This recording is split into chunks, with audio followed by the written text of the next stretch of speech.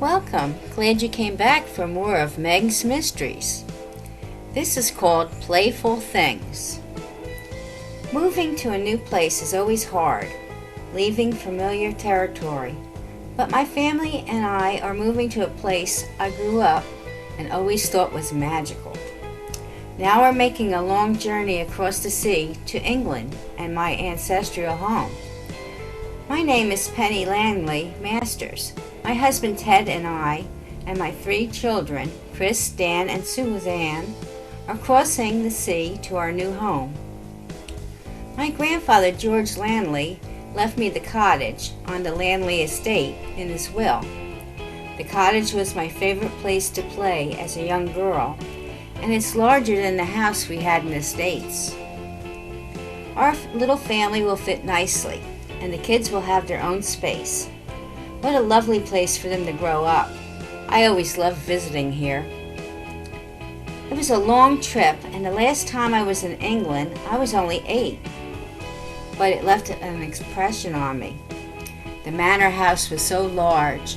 A small child like me, it seemed to swallow me up. That's why I used to escape to the cottage. That's where the old nanny, Lillian, lived, who was my grandfather's and my mother's nanny. She was so sweet to me and my sister Grace. We would slip off to see her and play for hours there. The cottage was down the lane from the estate, from the manor house, and grandfather left it all to me.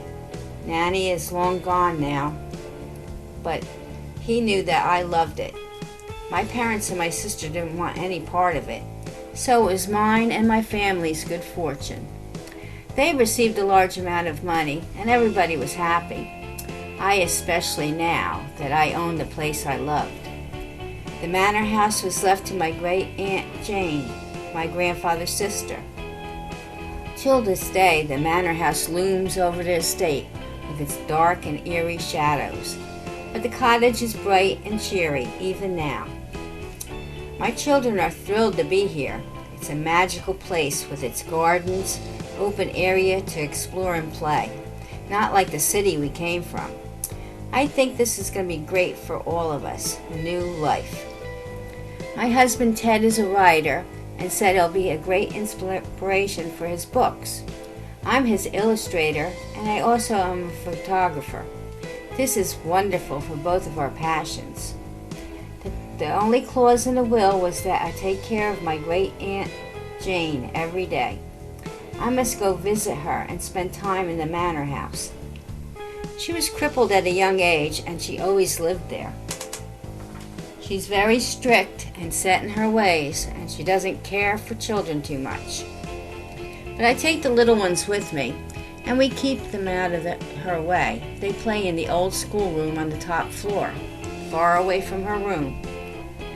One afternoon, I went to bring tea and cakes to the children. I saw Suzanne. She was talking to herself, laughing and playing. I thought she must have an imaginary friend. And I noticed Dan was off playing ball against a wall, and he also was talking to someone that I couldn't see. I asked, "What are you 2 up to?" Little Suzanne said, "Playing with my friend." Dan also said, "This is Gregory, my friend." I thought Suzanne was only 5 and Dan 8. Maybe they needed imaginary friends in this old house. When school starts, they'll make real ones. Then I remembered I had an imaginary friend when I was here, but her name escapes me now. I asked Suzanne, "What's your friend's name?" She said, "Sarah, and she's my age." Well, all children have imaginary friends, so I didn't get alarmed until a few days later. We were all home at the cottage, and the children were getting ready for bed. I was down in the parlor with Ted, and Chris was up in his room talking to his friends from the States. He's 15 and can stay up later than the little ones. The little ones were laughing and playing. I said, "Bedtime, you 2," and I went up to see what they were up to. Suzanne said, "Oh, Mommy, our friends are here. Can't we stay and play?" I told him, "You can play tomorrow. It's late now." Then I put both of them to bed. An hour later, Ted heard a noise coming down the steps. A ball appeared. It was glowing and bouncing down to his feet. I said, "They must be still awake. I'll go check on them." I went upstairs and both of them were sound asleep in their beds. So I asked Chris, "Did you see the ball?" He said, "No, I was reading. I never saw that one before." Then we heard laughing and the ball disappeared before our eyes. Ted said, "That's creepy, but it'll make a great story." I told him there must be an explanation. "It's late, let's all get some sleep." So the next day we went back to the manor house. The kids ran straight up to the schoolroom. Aunt Jane was in a terrible state. She said, "The children are making so much noise last night." I told her it must have been a dream. We were all at the cottage. She said, "No, they're back." I didn't know what to think, but they're still here. I said, "Oh, I know she's old and maybe her mind is going." That night, while we were sleeping, I heard the toy phone ring in Suzanne's room. Then children speaking. I went to check. Suzanne and Dan were fast asleep. Then the phone rang again. I picked it up. A child's voice said, "Do you want to come play with us?" I put the phone down and got chills down my spine. Then I picked it up again and said, "Who is this?" The child said, "I'm Sarah. Don't you remember me?" Sarah, now I remembered. She was my imaginary friend when I was little. I went and told Ted all about it. He said, "This is crazy. We need to ask somebody what's going on. Maybe the place is haunted. It is an old estate." I told him, "Stop kidding around." So the next day I got my nerve up and asked Aunt Jane. Her eyes got big and teary. I didn't want to upset her, but I had to know what the history of the place was. Is there any ghost? Are they harmful to my children? Just then a cat, toy mouse, came running across the room. There were no cats here anymore, but I remember an old orange one when I was small. We used to call her Miss Kitty, but she must be long gone now. Maybe she haunts the place too. Finally, Aunt Jane told me the story. She had a twin sister named Sarah and an older brother named Gregory. Sarah was 5 and Gregory was 8. They were both killed in a carriage accident, and she was crippled. George, my grandfather, was driving them around the estate, and the horses were spooked by something. The carriage overturned, and they were killed. Oh, they were both so young to die. George and I took it so bad, but he felt worse, and I was a steady reminder of the accident, being crippled for life. I never blamed him. It wasn't his fault at all.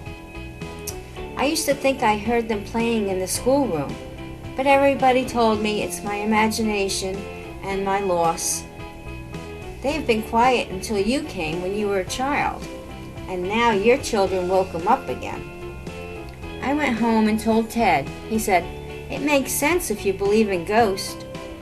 So we watched our children closely, but they seemed fine and happy.